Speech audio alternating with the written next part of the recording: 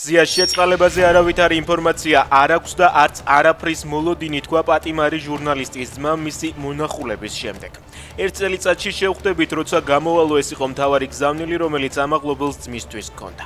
ყაველაშვილის მიერ შეწყალებული პირები საპატიმროებს ეტაპობრივად ტოვებენ. 159 პატიმარს შორის არ აღმოჩნდნენ პროევროპულ აქციებზე დაკავებულები.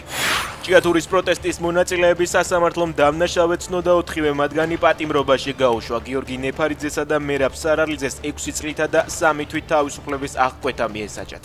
არჩილ ჭუმბურიძესა და თენგიზ გველესიანს კი 4 წლითა და 3 თვით. საქმე 2025 წლის 28 აპრილს მომხდარ ინციდენტს ეხება. პროკურატურის მტკიცებით, მაღაროელებმა შუქრუთის მაღაროს დირექტორს თენგიზ კობერიძეს ფიზიკურად დაუპირისპირდნენ და დაზიანებები მიაყენეს. მიმდინარეობს განხილვა შესაძლო სანქციების შესახებ იმ პირების მიმართ, რომლებიც პასუხისმგებელნი არიან საქართველოში დემოკრატიულ უკუსვლასა და ადამიანების უფლებების დარღვევაზე. ამის შესახებ ევროკომისიის პრეზიდენტმა ურსულა ფონ დერ ლაიენმა განაცხადა. რუსული კანონის საწინააღმდეგო აქციის მონაწილემ სტრასბურგში ოცნებას დავა მოუგო. გიორგი მექვაბიშვილი 2023 წლის 8 მარტს დააკავეს, როდესაც სხვა დემონსტრანტის მიმართ ძალადობას ტელეფონით იღებდა.